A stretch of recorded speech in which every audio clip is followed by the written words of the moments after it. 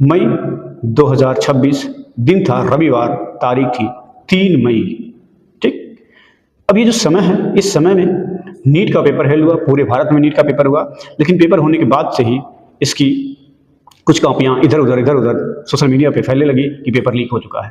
Paper leak हुआ, result आया, अच्छे नंबर्स भी आए, लेकिन उसके बाद सरकार ने उस पेपर लीक के मद्देनजर रखते हुए अपने नीट के पेपर को रद्द कर दिया और दोबारा पेपर कराने के लिए शेड्यूलिंग करी और 21 जून को वो पेपर फिर दोबारा शुरू हुआ भी, रिजल्ट भी आया, बच्चे पास भी हुए। और उन बच्चों में जिन्होंने पहले में स्कोर अच्छा किया था, दूसरे में स्कोर कम आया, तो उसके भी यहाँ पे देखा जाए तो उनकी तैयारी थी जैसे भी रही होगी, उस कंडीशन के बेस पे देखा जाए तो ये उनके लिए था, तो ये हुआ भी। लेकिन रही बात पेपर लीक से लेकर जब तक ये मुद्दे सामने आए, तब तक इन मुद्दों के साथ साथ हुआ ये कि एक ऐसा व्यक्ति जो पिछले 2 से 3 सालों में 3 सालों से अमेरिका में रहा और अमेरिका में रहते हुए 16 मई को उसने एक सीजीपी नाम की पार्टी खड़ा की और ये पार्टी बिल्कुल व्यंग्यात्मक और सोशल मीडिया के लिए बनाई गई थी, जिसको कॉकरोच जनता पार्टी के नाम से जाना जाता है। जिस कंडीशन के बेस पे ये पार्टी बनी, क्योंकि वो 16 मई के पहले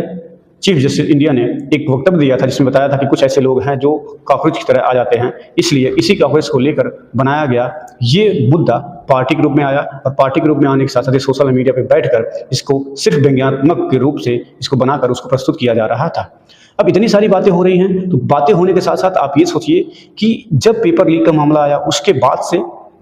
पिछले कुछ दिनों से इस पेपर लीक को लेकर जो हंगामा मचा हुआ पूरे देश में, उस हंगामे को देखते हुए दिल्ली के जंतर मंतर पर लोग ने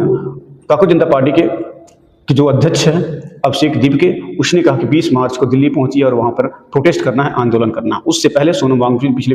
20 से 22 दिनों से वहां पर भूख हड़ताल में बैठे हुए थे और उनका भी वही कॉन्सेप्ट कि जो पेपर लीक हो रहा है, जो चीजें चल रही हैं उसके अगेंस्ट कठोर से कठोर कार्रवाई किया जाए और सारी चीजों को उनके आधार पर किया जाए। अब आते हैं एक फैक्टेबल बात करते हैं। फैक्टेबल बात क्या करते हैं कि जब पेपर लीक हुआ उसके बाद से लगभग 20 से 22 बच्चों ने